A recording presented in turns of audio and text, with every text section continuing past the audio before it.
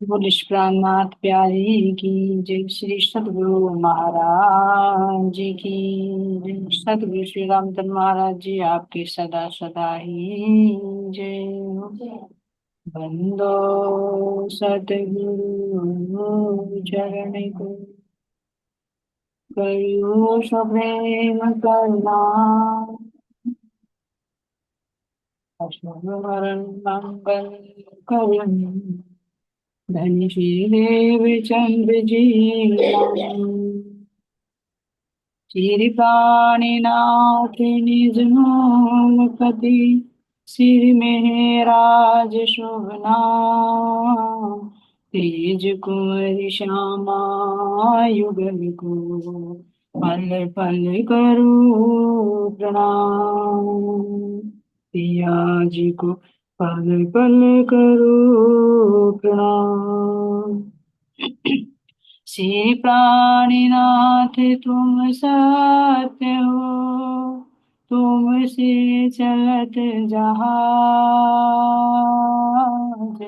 मैं अधीन करनी नहीं, बहावे की लाज, बहावे की लाज। बोले श्री कामनाथ प्यारे की जय। श्री सतगुरु महाराज की जय। प्राणात प्यारे सुंदर शांति। आप सबके नूरी चरणों में कोटि कोटि प्रेम। चलते सुंदर शांति पीतक साहिब की ओर। तो पिछले वीडियो में हम सुंदर साथ जी सुन रहे हैं कहाँ की, शेरपुर की बेटा है ना, जो चंद सिने के जो घनश्याम जी की उनकी दो पुत्रियां है ना, ईश्वर कुमार और विचित्रा। तो ईश्वर कुमार के अंदर तो वैराग्य उत्पन्न हो ही जाता है, महाराज जी की पहचान हो जाती है। और जब विचित्रा जो बीमार हो जाती है, जिनको संघृणी की बीमारी हो जाती है, तो जब महाराज जी उसको ठीक कर देते हैं तो उनके पिता के अंदर भी और उनके अंदर भी श्रद्धा भाव हो जाता है और महाराज जी की शरण में आ जाते हैं। अब तभी घटना घटित होती है कि शेरपुर का भंडारा आता है, वहां जाते हैं। और जैसे ही महाराज जी की चर्चा को श्रवण करते हैं तो उनके अंदर इतना वैराग्य हो जाता है कि वो अपने सारे आभूषण उतारकर, जो सुंदर साथ है कोका जी है ना, उनका नाम आया, उनकी गोद में डाल देंगे हैं। और छिपके छिपके उठ उठकर जाकर, जैसे चर्चा संपूर्ण होती है तो जाकर मंदिर की दीवार से, जो महाराज जी की झोपड़ी बनी हुई थी उसकी दीवार से लगकर रोने लगती है ना। और जो फिर बनारस के जो भाई थे ब्रजमोहन, वे बचपना था तो वे शोर मचा देते कि महाराज जी आज कौन सी लीला कर रहे हैं आश्रम में, रोने की, क्योंकि आकर से भी रोना शुरू कर देते हैं उनको देखकर। फिर महाराज जी उनको बुलाते हैं और बड़ी बहन को भी बुलाते हैं और फिर पूछते हैं कि तुम क्यों रो रहे हो, भाई तुम्हारे पति से झगड़ा हुआ है ना, ये तुम्हारी सास से झगड़ा हुआ है, या किसी ने, या अपने आभूषणों के लिए रो रही कि तुम्हारे आभूषण उतर गए, या तुम्हें पहनाना चाह रही इसलिए रो रही। तो बता देती कि हाँ मैं इसलिए रो रही क्योंकि अब मेरे अंदर इच्छा नहीं है कि मैं सांसारिक वेश धारण करूं। अब मेरी इच्छा है कि मैं सन्यासी बनकर आपके चरणों में ही रहूं। तो इतना वैराग्य हो जाता है सुंदर साथ जी। तो क्या महाराज जी ने यहाँ समझाया कि किस तरह से घटना घटी, जैसे गोपी चंद की, जो गोपी चंद का किस्सा आता है ना, तो उसमें बताया कि कैसे तो उनको राजपाट मिलना था लेकिन कहा उन्होंने सन्यास वेश धारण कर लिया। वही बात यहाँ विचित्रा जी के साथ में हुई कि गई थी तो आश्रम में अपने पति को लेकर के चलो भाई महाराज जी के दर्शन कराएंगे है ना, वाणी चर्चा सुन आएंगे। लेकिन क्या हुआ, अंदर में इतना वैराग्य हुआ, इतना वैराग्य हुआ कि बस सारे आभूषण उतारकर सन्यासिनी का वेश लेने लगे। ये होता सुंदर सा जी सतगुरु महाराज जी की जब कृपया दृष्टि पड़ती है तो क्या से क्या बने। अपने आप चाहने से कुछ नहीं होता, अपने करने से कुछ नहीं होता, लेकिन सतगुरु की कृपा जो राय को पहाड़ बना देते हैं, जो कुछ नहीं होता उसको इतने ऊंचे शिखर पर ले जाते। अपने चाहने से नहीं माया जाता, लेकिन सतगुरु की कृपा से तुरंत हुई। ऐसा ही विचित्रा जी के साथ। अब जब कहने लगे कि भाई भाई अब ये आभूषण तो नहीं धारण करेगी, तो महाराज जी ने फिर उनको समझाया कि अब तुम ये चिंता मत करो, तुम्हें घर तो जाना होगा लेकिन तुम्हें कैसे रहना है, कैसा है हमारा तरीका, घर में ही रहिए और अंतर में खींचिए बस। कि घर वाले कहने लगे चलो भाई चलो घर, लेकिन वो कहाँ जाने के लिए तैयार, उसने मना कर दिया। फिर महाराज जी को कहा उन्होंने कि महाराज जी आप ही समझाइए उनको, आपके समझाने से मानेगी, हमारी किसी की नहीं मानेगी।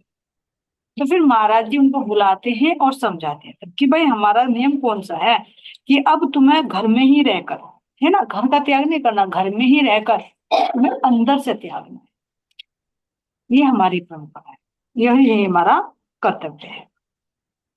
अब समझाते हैं यहाँ पर, बेबी ईश्वर कुंवर आपका पिछला नाता टूट गया, जोगी थोड़ी बहुत चिपकती आज पूर्णतः छूट गया, कहीं नहीं कुछ आज तुम्हारा पति बहन और तन मन धन, आज आप जागी बैठी हैं दुनिया तुमसे हुई खत्म। अब यहाँ पर सुंदर साथ जी महाराज जी कह रहे हैं कि अब तुम्हारे अंदर ये जो था, जैसे ईश्वर कुंवर के अंदर तो खत्म हो गया था, वैराग्य हो ही चुका था, लेकिन अब विचित्रा के अंदर भी ये वैराग्य उत्पन्न हो। तो यहाँ पर कह रहे हैं कि अब तुम्हारा पिछला नाता टूट गया, ध्यान देना। अब जब देह भाव में होते हैं तो सब रिश्ते नाते हैं, लेकिन जब आत्म भाव जागृत होता है तो सब आत्म संबंधी नजर आते हैं, बाहर का कोई रिश्ता नहीं होता, क्योंकि ये आत्मा की दृष्टि, आत्मा का तो एक ही संबंध है, केवल आत्मा से आत्मा का और परमात्मा से। फिर उसका कोई मामा, कोई फूफा, कोई पति, कोई पत्नी, कोई माता, कोई पिता नहीं रहते। देखो जुगलदास जी महाराज जी की पाती में भी हमने पढ़े थे 9 हरफ में, कि ये अंदर में भाव आना चाहिए, न मैं काहूं की पत्नी, ना काहूं की बेटी, और ना काहूं की मैं महतारी। 9 हरफों की इतनी गारंटी थी है कि यदि 9 हरफों को कोई अमल करे तो पैसे मैं उसकी जिम्मेदारी लेता हूँ कि उसको राज्य के दर्शन हो जाएंगे। तो ये आत्म भाव होता है, यही महाराज जी यहाँ पर कह रहे हैं कि जो तुम्हारा पिछला नाता था, यानी जब तक हम देह भाव में तो हमारे सब संबंध थे, लेकिन अब जब आत्मा अंदर अपने आत्म भाव में आ जाते हैं तो वो दृष्टा बन जाती है, तो देखते हैं कि ये जो तन है ये भी इस खेल का एक माध्यम है, एक पात्र है, और इसके जो रिश्ते नाते घर परिवार ये सब इसका एक जीवन निर्वाह करने का एक साधन। जब तक तन है, जब तक है तन से संबंध, इनका भी निर्वाह करना है, लेकिन अटूट तो नहीं है ना, टूटने वाले। लेकिन आत्मा से परमात्मा का संबंध क्या है, अटूट होता है, जो जीवन के साथ साथ तो है लेकिन जीवन के बाद भी है। तो यही महाराज जी ने समझा कि तुम घर जाओ, अपने घर की जिम्मेदारियां भी संभालो, है ना, और अपनी आत्मा का कल्याण भी करो, आत्मा को। तो कह रहे कि जो जो भी तुम्हारा थोड़ी बहुत चिपकती वो तुम्हारी खत्म हो चुकी है अब, क्योंकि अब तुम्हारी आत्मा जाग उठी। चूड़ी लेकर दो हाथों में बोले लो इनको पहनो, श्री राज की चूड़ी है हुआ आज उनसे संबंध, काज राज जी का है सारा हाथ आपके सिर पर बंद, तुम्हें सौंपते हैं हम अब से सब कुछ इनका ही मानो। अब जब सारे आभूषण तो उतार दिए थे, तो महाराज जी ने बुलाया और चूड़ियां देकर कहा कि इन चूड़ियों को ले। ये सारे बिछुए भी, कंगन भी, चूड़ी सब कुछ उतार दिया। तो महाराज जी ने आशीर्वाद रूप में 2 चूड़ी कि ये तुम्हारे सुहाग की चूड़ी है, मैं दे रहा हूं ना ये। अब कैसी चूड़ी, चूड़ी ही क्यों दी सुंदर जी, और भी तो आभूषण दे सकते थे, चूड़ी क्यों दी, इसके पीछे भी राज है। क्यों, क्या है कि ये चूड़ी लो अपने हाथों में डालो, इनको पहनो, क्योंकि ये राज्य की एक प्रसादी रूपी चूड़ी है, तुम्हारे सुहाग की है। तुम अब तुम्हारा उनसे संबंध जुड़ गया, अब तुम घर जाओ और जो तुम्हारे लौकिक संबंध है इन संबंधों का निर्वाह करो, अपने घर की सारी जिम्मेदारी संभालो, है ना, और करते करते भी ये समझो कि मैं एक सेवक की भांति कर रही हूँ, करने वाले धाम धन शिवराज जी। तो इसीलिए तो करनी रूपी चूड़ी थी कि तुम्हें कार्य कैसे करना है, सेवक की भांति रहकर करना है। ये नहीं समझना कि मैं मालिक हूँ, ये धनी का ही सब परिवार दिया हुआ है, घर परिवार राजपाट जो भी कुछ दिया है, क्योंकि देखो राजा की बेटी विचित्रा वहां जाएगी संभालेगी, तो ये जितना भी राजपाट है ये सब राज्य का है, और तुम्हें एक सेवक की भांति कार्य करना, इसलिए एक चूड़ी का ही दिया, यानी हाथों को सेवा में लेने के लिए कि ये तुम्हारे सुहाग, तुमने अपने हाथ अपने धनी को सौंप दिए तो वे तुम्हारे से कार्य लेना चाह रहे हैं, तो करो इसको। जैसे महाराजा छत्रसाल जी को, महाराज छत्रसाल जी ने भी सब कुछ समर्पित कर दिया था कि मेरे से नहीं अब राजपाट कुछ होते, अब मैं तो ध्यान में उतर कर अपने आनंद में डूबना चाहता हूँ, लेकिन महाराज जी ने क्या कहा कि नहीं तुझे करना होगा ही, तू एक माध्यम है लेकिन इसको चलाने वाला मैं हूं। जैसे श्री कृष्ण जी ने अर्जुन को कहा था युद्ध में महाभारत के, कि तू सोच रहा है कि मैं मार रहा हूं अपने परिवार वालों को, नहीं, तो एक निमित्त मात्र है, करने वाला तो मैं हूँ। जो इन्होंने कर्म किए हैं उनका फल कर देने वाला तो मैं हूं, तो एक माध्यम है। तू नहीं करेगा तो कोई और करेगा, करना ही है। तो यहाँ ये कर्ता भाव से अलग रहने की शिक्षा दे रहे हैं। तो ये विचित्रा को नहीं सुनना चाहिए, हम सब के लिए। ये नहीं कह रहे महाराज जी की गृहस्थी छोड़ दो। गृहस्थी भी तो देखो उन्हीं के हुक्म से मिली है ना, कोई हमारी इच्छा होगी। इन जीवों से हमारा संबंध है इसलिए हम गृहस्थी में आए, नहीं तो व्यक्ति में क्यों नहीं हुए। और अगर इनको छोड़कर भी चले गए तो फिर क्या हो, कुछ उधार रहेगा तो फिर चुकता करना पड़ेगा। और अगर राज्य चाहेंगे, जब देखेंगे कि हिसाब किताब बराबर, तो छुड़वा भी देते हैं। नहीं छोड़ेंगे तो प्रकृति अपने आप छुड़वा देती है। किसी का कोई भरोसा नहीं, क्योंकि टूटने वाला आज नहीं टूटे कल, कल नहीं टूटे परसों, सबका टूटता है। किसी का समय पर, किसी का समय से पहले।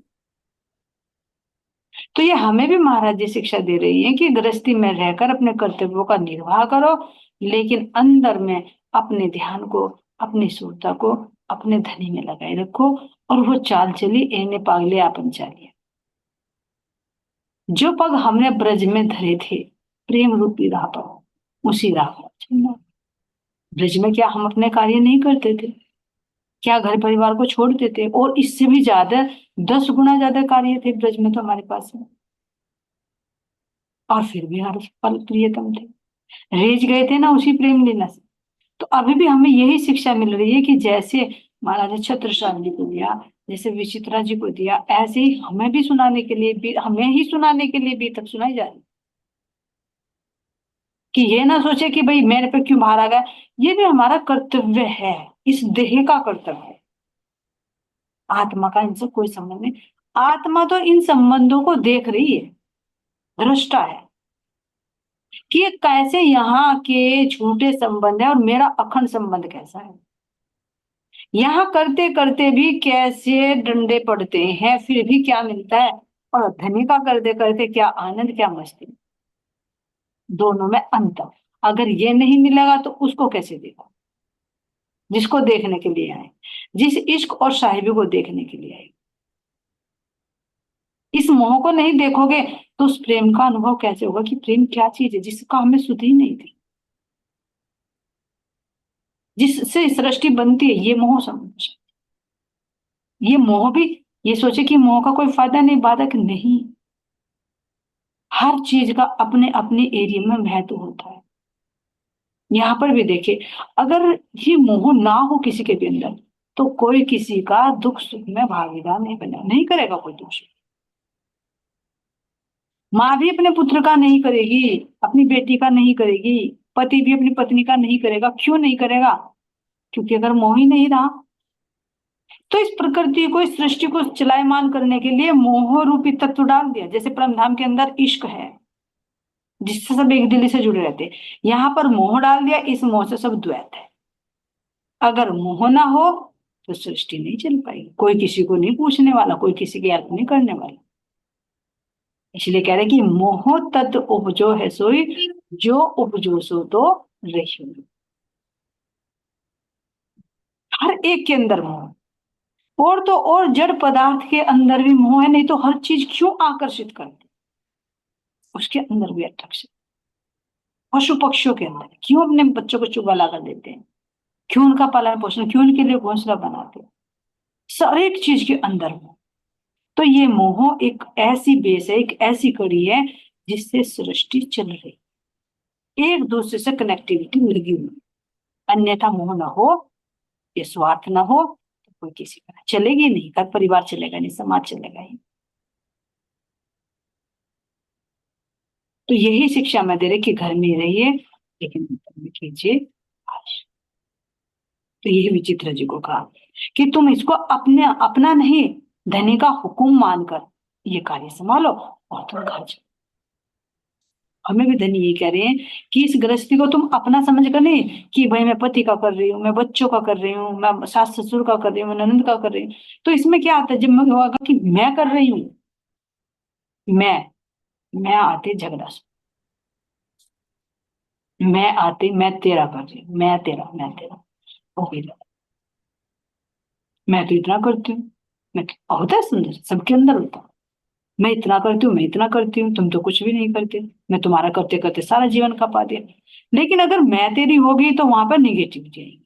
लेकिन अगर ये देखे कि भैया ये मेरे इस तन के साथ जुड़े हुए हैं, जो तन मुझे धनी के हुक्म से मिला खेल देखने के लिए इस तन से जुड़े हुए हैं, तो उस धनी का ही हुक्म है इनका कर। तो मैं नहीं कर रही, वो करवा रहा है, उसका हुक्म है। और उसका हुक्म है तो उसका हुक्म मानना मेरा कर्तव्य है। और कर्तव्य है तो उसको अगर सेवा में कन्वर्ट कर दे कि मैं तो अपने धनी का हुक्म का पालन कर रही हूँ, यही सबसे बड़ी सेवा है, तो उसमें भी यहाँ पर प्रेम झलकेगा, कोई विरोध नहीं होगा। नहीं तो देखो हमारे अंदर बच्चों के प्रति भी, पति के प्रति भी, सास ससुर कितना कटु भाव आ जाते हैं, उनको सीधे कहते हैं अरे माया आ गई। से पूछे तो माया नहीं है, हमारे अंदर के विचार माया है। अगर हम उनको पॉजिटिव में ले, भैया वो आया है तो धनी के हुक्म से आया है, उसने भेजा है यहाँ पे मुझे कुछ करने के लिए, मुझे कुछ सिखाने के लिए। हर एक से मिलती है कुछ ना कुछ, हर घटना से कुछ ना कुछ शिक्षा मिलती है। तो अगर धनी पर नजर रखकर उसको देखे तो एक मजा। और अगर मैं अपना ले आते, धनी को बीच में से हटा देते हैं, तो तू मेरा मेरे घर क्यों आ गई, मैं तो इतने दिन करने लगी, तो वहां पर झगड़ा शुरू हो गया। फिर ये खेल खेल नहीं, फिर खेल में दृष्टा नहीं, हम खेल में कर्ता बन जाते। ऐसे महाराज जी ने यहाँ पर दिया है कि हम तुम्हें सौंप रहे हैं और सब कुछ तुम उन धनी का ही मानो, बस तुम एक सेवक की बात, इंतजाम करता हो तुम बस अपने को सेवक जान। जो गृहस्थी में चला रहे हो, कुछ भी कर रहे हो, तो ये तो तुम इंतजाम कर रहे हो सेवक की बात ही, लेकिन हुक्म उसका, उसके हुक्म से। सुंदर साथ बोल उठा जय बलिहारी सतगुरु की, श्री राज सतगुरु चोले में लीला कर रहे छिपी छिपी। कह रहे कि ऐसे सतगुरु पर सारा सुंदर साथ बोल उठा खुशी से देखकर, जब वो घर जाने के लिए तैयार हुई कि ऐसे सतगुरु पर तुम्हें करोड़ों बार बलिहार चली जाए। कि सतगुरु के अंदर साक्षात मेरे राज्य बैठ कर ये लीला कर रहे हैं। छिपी छिपी लीला, जाहिर नहीं, छिप छिप कर लीला। क्योंकि असली हीरा छिप कर ही रहता है, कट नहीं। लेकिन जोहरी उसकी पहचान कर ले। जब चलसिने चली तो बीबी ले चलना नहीं स्वीकारा, बड़ी प्रार्थना की हमने काफी सर सबने मारा। बहुत खुशामद करने के बाद भी जब नहीं चल रही थी, तो महाराज जी ने जैसे ही आदेश दिया तो वे तुरंत चल देती है वहां से, और चमचीने पहुंच जाती है। उसी भाव से काम संभाला सेवक जो सदगुरु सरकार, सिर्फ पहनना और खा लेना और समझ उसको प्रसाद। तो जैसे सतगुरु महाराज जी ने आदेश दिया तो चल सीने के लिए चल दी, और ये समझा कि मेरे सतगुरु मेरे सरकार हैं और मैं उन सरकार की आज्ञा का पालन करने वाला सेवक हूँ। ये देखो सुंदर सा कितने उच्च भाव में कि एक वैराग्य उत्पन्न हो गया और फिर भी साध्वी की भांति गृहस्थी में रह गई। कहने के लिए ये भी स्त्री है। और क्या कहा, सिर्फ पहनना और खा लेना, और इसको भी क्या समझकर, प्रसादी समझकर कि गृहस्थी में है तो शरीर चलेगा, तो इसको एक ईंधन भी जरूर चाहिए। जैसे गाड़ी बिना पेट्रोल के नहीं चलती, इसी तरह से ये शरीर है तो बिना भोजन के नहीं चलेगा, तो इसको भी प्रसादी समझकर खाना। इस तन को ढकने के लिए वस्त्र चाहिए, तो ये भी सतगुरु की प्रसादी है। हर उसमें सतगुरु की कृपा, सतगुरु का हुक्म मानकर तुम ये कार्य करते रहे। करी साधना साधु सी बन उजड़े हुए हुए आबाद। साधु सा बनकर साधना की, और जो उजड़े हुए थे वो आबाद हो गए। तो सुंदर सा जी, जब हम माया में अज्ञानता में है तो हम उजड़े हुए थे। असली बसेरा तो हमारा जब होता है जब हमारे हृदय में धनी आ जाए और हमें आत्म भाव में आ जाए, तो हृदय की कली कली खिल उठे। नहीं तो यहाँ माया रूपी विकारों में, यहाँ के माया रूपी विकार इस पूरे बगीचे को उजाड़े रखते।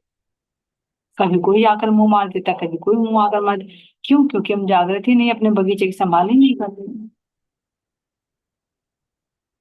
लिए पकड़ अपने, अपने ने फांसे ऐसे बदले, कुछ कुछ कर दिया विपल में बैठे चरण तले। लिए पकड़ अपने, अपनों में कौन है? अपने सतगुरु। सतगुरु महाराज जी ने अपनों को पकड़ लिया, यानी अपनी आत्माओं को पकड़ लिया। और क्या कह रहे हैं, ऐसे बदले कि हम क्या से क्या बने। जो जीव भाव में थे, आत्म भाव में खड़े हो। जो इस संसार में भूले बिसरे थे, जागृत अपने घर में हो गए। ऐसे हाथ पकड़ा मेरे दिल, और एक पल में ही कैसे कुछ से कुछ बना दिया। ये कहे कि जीरो से हीरो बना, एक पल में। और ऐसे सतगुरु के चरण पकड़े, उन चरण पकड़ने का ये फल। ये भी तो सुंदर सा जी सतगुरु की सेवा। अब आगे की बता रहे हैं। संतो एक बार श्री जी से बोली महाराज जी क्या, कोई काम ऐसा भी है जो तुमसे यहाँ ना हो सकता। अब एक बार संतो सुंदर साथ, जैसे अभी बनारस वाले पीछे ये भी सुंदर साथ महाराज जी के साथ में रही, संतो माता जी हैं, ये भी महाराज जी के साथ में ही रही। तो एक बार महाराज जी से मैं बोली कि महाराज जी एक बात बताओ, ऐसा कोई काम है कि जो आपसे नहीं हो सकता यहाँ पर। यहाँ तो कोई काम नहीं था सर, लेकिन एक काम है जो वाणी में कह रही हूँ। कि कोई ऐसा ना कहियो कि धनी से कछु ना हो, पर एक काम ऐसा बका मिले जो हक से भी ना हो। ऐसा ना कहियो कि धनी से सब कोई काम हो जाता, लेकिन एक काम ऐसा है कि वो हक से भी नहीं होता। कौन सा होता है वो? खेल में तो सब कुछ काम कर देंगे, लेकिन धाम में एक काम ऐसा है जो धनी भी नहीं कर सकते। क्या वो काम है? कि अपने रूहों से जुदा नहीं हो सकते। क्यों? क्योंकि एक रूप है, एक तन, एक दिल, एक मन, सब कुछ एक है। तो भला जुदा हो तो हो कैसे? क्या अपने से कोई जुदा हो सकता है? मैं कहूं कि मैं अपने आप से जुदा हो जाऊं? जब एक ही है तो एक के दो टुकड़े कैसे करें, जबकि अखंड है। तो यहाँ तो धनी सब कुछ काम कर देंगे माया में, यहाँ तो उनकी पूरी सरकार है। लेकिन धाम में एक काम ऐसा बका मिले जो हक से दे। जैसे कह देते ना, यहाँ पर भी देखा है कि कोई पावरफुल व्यक्ति है तो बाहर उसकी, जहां भी उस जॉब करते हैं, कुछ भी उसकी पावर चलती है तो वहां सब काम चलता है उसका। लेकिन घर में आकर पत्नी के सामने उसकी भी नहीं चलती, वहां उसके भी कभी ना कभी घुटने टिक ही जाते। क्यों? क्योंकि भैया प्रेम है, अपनी गृहस्थी रखनी है, प्रेम के वशीभूत है, तो वहां कहीं ना कहीं झुक जाओ। ऐसा नहीं कि नहीं झुकते, झुकते जी। तो किसका प्रतिबिंब है? हमारे असल घर का ही प्रतिबिंब है यहाँ पर। कि जहां प्रेम होगा, इश्क होगा, वहां तो झुक जाओगे, लेकिन जहां सत्ता होगी वहां कह रहे कि चाहे नहीं, अरे हाई कोर्ट नहीं, चल सुप्रीम कोर्ट तक चल, लड़ ले कितना, चाहे खुद को मिटा दो, पर तुझे नहीं छोड़। खुद मिट जाओ, तुझे मिटाने के लिए उस तक की कुर्बानी है। लेकिन प्रेम में खुद को मिटा देते हैं कि बस तू ही तू। यहाँ खुद मिटने के लिए, दूसरों को मिटाने के लिए खुद मिट जाते हैं, लेकिन इश्क में दूसरों को खड़ा करने के लिए खुद मिट जाते हैं। ये उल्टी रीत। तो यहाँ तो महाराज जी ऐसा कोई काम नहीं कि नहीं कर सकते, सब काम हो सकता है। तो इसी बात को कह रही है, ऐसो के होते हुए संग में घर चल सिने का उजड़े, इतनी कृपया ना कर सकते क्या जो ये घर आबाद रहे। अब महाराज जी से पूछ रही है संतोष जी, महाराज जी अच्छा आप ये बताइए, ऐसा कौन सा काम है जो आप ना नहीं कर सकते, सब काम कर सकते हो। तो फिर बात बताइए, ऐसे सर्व सामर्थ्यशाली के साथ में रहते रहते भी अगर चल सिने का घर उजड़ जाए तो भला कोई क्या करे? क्यों सुनना चाहती? क्योंकि घनश्याम जी के घर में कोई बेटा तो नहीं था, केवल दो बेटियां थी। अब इन दो बेटियों के भी बच्चे नहीं थे। तो संतो माता ने कहा महाराज जी इनका वंश कैसे चलेगा? कम से कम जब बेटियों को रानी बनाया है तो इनके तो होना चाहिए ना कोई संतान, जिससे भाई ये घर आबाद रहे। और आप तो आपकी शरणागति आ गई है। अगर हाँ आपसे अलग होते, आपने तो कह देता कि भाई कोई दिया जलाने वाला नहीं बचेगा, ईंट से ईंट बच जाएगी, जब तो जायज थी बात, चलो भाई नहीं थे। लेकिन अब तो पूरा परिवार आपकी शरण में है, अब तो उंगली आप पर उठाएंगे लोग। अरे ऐसे सतगुरु की शरण में आकर बताओ, इनके घर में कोई दिया जलाने वाला नहीं रहा, इनका वंश ही नहीं चला। तो महाराज जी क्या ये बात अच्छी लगेगी कि जिनके खावन सर्व शक्तिशाली हो और उनके घर में ऐसा हो जाए तो लोग आप पर उंगली उठाएंगे, हमारे पर नहीं। आगे से तो क्या कहा, क्या इतनी कृपया नहीं कर सकते कि इनका घर आबाद रहे? कृपा करके इनको एक संतान प्रदान कीजिए। लड़के बांटा करते सबको, तुमको बड़ी नहीं यह बात, मेहर करो इस घर पर अपनी, जोड़ रही है दोनों हाथ। ये दोनों बहन आपसे विनती कर रही है महाराज जी। जब दुनिया वाले लड़के बांटते हैं तो क्या आप नहीं कर सकते? भाई यहाँ तो देखो, यहाँ तक भी देखा है कि भाई किसी का लड़की होती है तो वो कोई जड़ी बूटियां ही दे देता है, अरे भाई नहीं लड़के ने, हम तो गारंटी लेते हैं तुम्हारी, तुम्हारा जरूर लड़का होगा, अब की बात फूक देते कितने पैसे। डॉक्टर लाइन में जाते हैं, डॉक्टर दवाई दे देते हैं, साधु महात्माओं के पास वे वरदान दे देते हैं कि जाओ तुम्हारी कृपा से, हमारी कृपा से लड़का हो जाएगा। कोई जहार वीर की क्या बोलते हैं उसको, वो बोल देते हैं कि कंदूरी कंदूरी वंदूरी क्या बोलते हैं कि वो बोल देंगे। तो नहीं पता है, जब दुनिया वाले बेटे दे सकते हैं और आप सर्वशक्तिशाली हो, तो यहाँ का ये जो कचरा है, कचरा ही कहेंगे यहाँ का, जो यहाँ का खून चला रहा है, क्या उसे आप नहीं दे सकते? आपके लिए क्या इतनी बड़ी बात है ये? दुनिया वाले तो बांटते रहते हैं, क्या आप नहीं दे सकते? महाराज जी कृपया करके आप इनको दोनों बहनों को आशीर्वाद दीजिए। बड़ा उजड़ कर बसना मुश्किल महाराज तो इन्हें बसा, लोग कहेंगे कुछ कुछ तुमको अगर कहीं यह घर उजड़ा। अगर घर उजड़ जाए तो उसको बसाना बहुत मुश्किल है। ये देखो तुम, ये तो यहाँ संतान के लिए भी कह रहे हैं कि भाई अगर संतान नहीं है, कोई वंश नहीं है, तो कैसे चलेगा बताइए? उसका तो वंश ही खत्म हो जाता है यहाँ पर। और अंदर में इसके और देखो कि घर उजड़ जाए तो बसाना बहुत मुश्किल। जैसे कहते हैं ना कि मतलब पति पत्नी में कोई मन मुटाव रहता है और तलाक वगैरह तक हो जाए, तो फिर जोड़ना बहुत मुश्किल हो जाए। बहुत गुस्से में आकर, जल्दबाजी में आकर तुम घर से कदम उठा सकते हो, बहुत सरल है, निकाल लो, लेकिन दोबारा से एंट्री करना बहुत मुश्किल। पैर नहीं पड़ेंगे, अगर आएंगे भी तो लोग क्या कहेंगे, अरे आ गई, गई, सारी जिंदगी ताने मारेंगे, चली गई थी, क्यों आई है वाशरूम में, फिर दोबारा नहीं कह पाओगे। तो इसी तरह से सुंदर सा जी, ये भी धनी का हुक्म है कि अपने घर परिवार को भी संजोकर प्रेम से, क्यों? क्योंकि ये खेल का एक हिस्सा, तुम ये भी एक समझदारी है, विवेक है, तुम कितना संभाल कर रखते हो। जैसे एक स्टेज पर आते हैं ना कि कौन अच्छा परफॉर्मेंस कर रहा है, वो अच्छा हीरो माना है, तो ये भी तो एक प्लेटफॉर्म ही है, रंगमंच ही है, इस पर हमें ही गृहस्थी संभालने की भी तो जिम्मेदारी, ये भी तो तरकीब दी है ना। तो तुम कैसे संभालते हो? और इसमें संभालते संभालते अपने असल पर भी कैसे लक्ष्य रखते हो? नहीं तो तोड़ना बहुत सरल है, तोड़ सकते हो, एक सेकंड भी नहीं तो लगेगा तोड़ने, लेकिन जोड़ने में या संजो कर रखने में और टाइम लगेगा। तो कह रहे सुंदर सा जी कि अगर घर उजड़ जाए तो फिर तुम्हें लोग क्या कहेंगे? अगर तुम घर तोड़ रहे हो, कहीं जा रहे हो, लड़ रहे हो दिन रात, क्या कहेंगे? ये सिखाया तेरे सतगुरु ने। अगर दूसरों को भी कहोगे भाई सत्संग ले ले, अच्छा अपना घर तो उजाड़े, फिर भी हमारा घर भी उजाड़ दे, सीधा कहेंगे, किसी से बात नहीं कर पाओगे। अगर आज मैं लड़ाई झगड़ा करके सास ससुर को छोड़कर कहीं जाकर रहने लगूं और फिर दूसरों को मैं प्रवचन दूं भैया नहीं अपनी गृहस्थी को संभाल कर रखो, तो सीधे कहेंगे तू क्या, तूने संभाला अपने को? कहा ना कि पहले उपदेश देने से पहले खुद को फॉलो करें कि मैं उसको कर रहा हूं या नहीं, नहीं तो सामने वाले को प्रभाव नहीं पड़ेगा।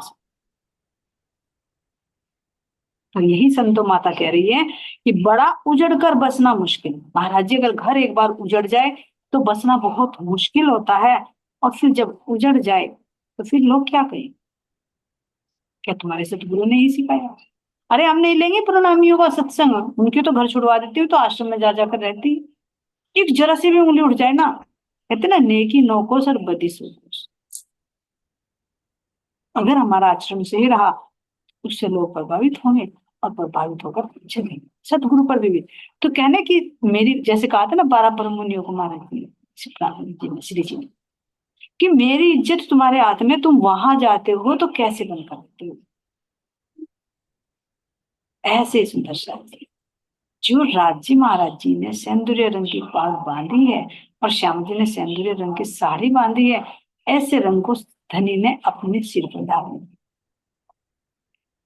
ये मेरा सौंदर्य, मेरा इश्क, मेरा प्रेम, ये तुम्हारे नक्श से सिकटा पोत पोत है, तो तुम संसार में जा रही हो, कितना इसको प्रकट कर सकते? तुम अपना वजूद दिखाती हो, या फिर अपने को भूल कर तुम जागृत होने के बाद भी क्या तुम माया के रंग में रंगते हो? तुम वहां अपने प्रेम की सुगंधी फैलाते हो, या फिर मोह माया अज्ञानता फैलाते हो? विचार करो। महाराज जी कह रहे कि मेरी लाज तुम्हारे हाथ में है। तुम सही तरह से चलोगे, प्रेम से चलोगे, तो मेरा भी मान सम्मान बढ़ेगा। और तुम आपस में झगड़ा लगाती रहोगी, इधर उधर की करती रहोगे, तुम उल्टे चरित्र करोगे, तो वो तुम्हारे पर नहीं, वो कलंक मेरी पाग पर आएगा, मेरी पगड़ी छू। ऐसे है इनके परमात्मा, ऐसे है इनके सतगुरु। तो ये देखे सुनसन जी, हम कोई भी कार्य कर रहे हैं तो धनी को याद में रखे कि हम किसकी अनुयायी, किसकी इज्जत पर कलंक लगेगा। यहाँ की पतिव्रता पत्नी भी ऐसा कोई काम नहीं करती कि जो मेरे पति पर कोई उंगली उठा।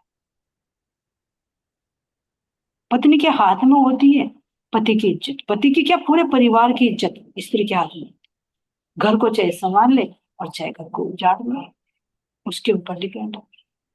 ऐसे सुंदर सा जी, हम आत्मा के ऊपर भी धनी ने जिम्मेदारी सौंपी है कि तुम उस खेल में जाकर मेरा मान बढ़ाते हो या मेरा मान घटाते। अगर गलती से भी कोई ऐसा कार्य हुआ है या हो रहा है, तो हम अपने धनी के उस पाग को देखें जो निष्कलंक है, जिस पर कोई दाग नहीं लग सकता। लेकिन खेल में आकर तो उंगली उठ जाएगी ना, सतगुरु पर कोई कलंक नहीं लगे, लेकिन उंगली तो उठेगी। अरे ऐसा सत्संग है इनका, ऐसे सतगुरु हैं इनको, ऐसे शिक्षा देते हैं तुम्हारे सतगुरु। गहराई से विचार करें। कोई भी कार्य कर रहे हैं तो उस पर देखे कि कौन उंगली उठा रहा है, तो उंगली मेरे पर नहीं।